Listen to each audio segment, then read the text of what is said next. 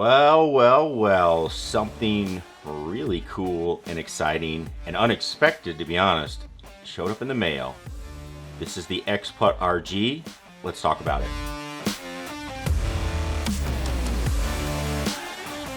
Hey everybody, Scott coming at you. We're going to be talking about this ExPutt RG. Before we do that, make sure you click that subscribe button if you're not a subscriber already. We're going to be talking a lot more about, now that everybody's getting their devices, what do you need to be doing with them to actually reap the benefits of your investment. So we'll be going over that. Plus, if you're interested in coaching for your game, make sure you check out the links down in the description below. All right, so first off, we're going to start off full disclosure.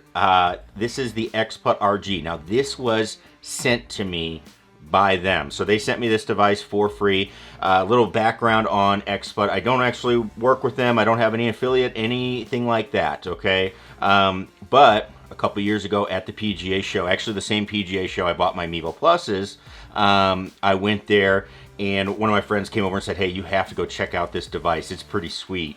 And so it was ExPutt. Went over there. They had a booth in the new kind of innovation area. Saw it and was immediately like, yes, I want this. So ordered one right on the spot, because what it is a putting simulator, if you're not familiar with ExPutt. And so you get to hit putts into like a 2-foot mat, and it goes into this foam at the end, and then this camera right here is going to read the putts, and it can read the mat as well, and it basically comes up with all its numbers for you, and it sends it on its way on the screen. Now, the original ExPutt was something I used all the time, especially in winter training. I loved it for working on speed control. It also gives you some face and path numbers, things like that, which is really cool as well. But, you know, you got to also play 9 holes, some stuff like that. So I was a really big fan of the device, especially in indoor training, because you want to, you know, putting and doing 4 or 5 footers all day, you know, it's important, but it gets a little monotonous to do that. So I was really in love with the device. Now, I found out this one came out, and I didn't find out actually until they sent it to me. And this one has taken the ExPutt to a whole nother level. So let's talk about a couple of the differences right off the bat. So the first one is going to be, it's obviously a much bigger camera than it was before. It's not much bigger, but it is bigger. And it still has the same adjustable camera. You got this right here. And it also has, the first thing that caught my eye was the Wi-Fi dongle in the back. So before we get to that, we'll just finish up with the device. You have it charged by USB-C, and it actually fits a full-size HDMI cord now, which is helpful because the other one was a mini, and so, you know, if you didn't have that, or if you lost the cord, you'd have to go find one, and it's just not as convenient because I think most of us have regular HDMI cords around.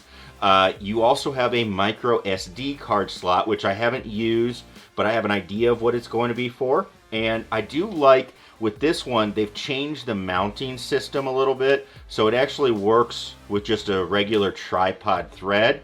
And they do give you tripod legs. They also give you a way to mount it to a wall if that's what you want to do, or mount it on the back of your TV. That's actually a really good way to mount it as well. But you can have those things all included with it. So they all come with it, all right? So now the device.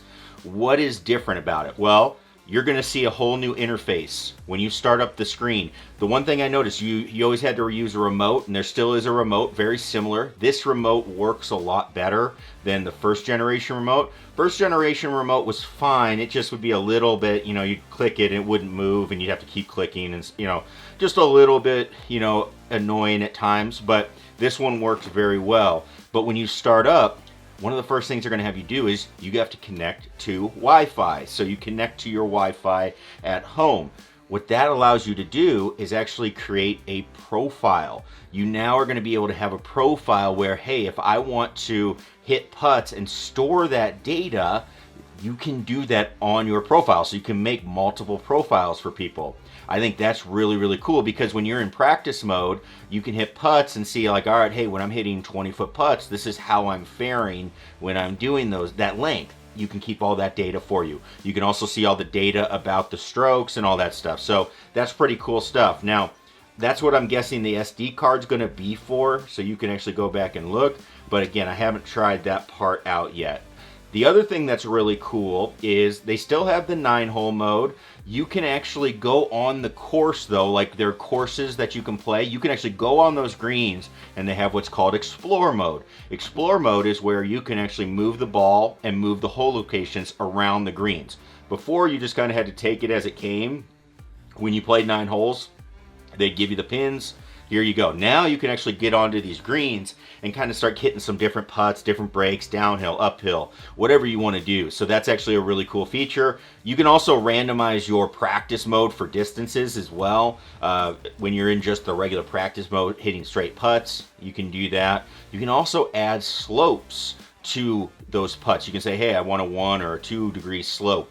Those are really, really good features for practice. And as a coach, that's pretty good to start randomizing things, but also educating people on if you're doing stuff like aim point or you're just talking about green reading in general. That will be very helpful so people can start understanding where do you have to aim. Now, as far as the unit working, very, very similar, same mat setup. If you have a black putter, like I currently do, you do have to put stickers on the putter so it reads all of the club face data and club path. So not too bad, pretty easy to do. I keep them on for most of the time, and you can get different stickers if you need to, if you run out of the ones they supply you. The coolest feature that I like, it's kind of a toss-up between two. The first one is they have actually added in, they have golf courses, and there's more golf courses that they have created that you can play on, but they are actually loading in real life golf courses. So here in Illinois, they actually have 2 golf courses, and one of those is actually the home course that I played in high school, Mistwood Golf Club, and so I know that course pretty well. So I was able to get on there and actually start putting on those greens. You can play the 9-hole putting game on the greens of a course that perhaps you know. I think that's really cool, and you know, having played that course probably over 100 times, I feel like I know them well.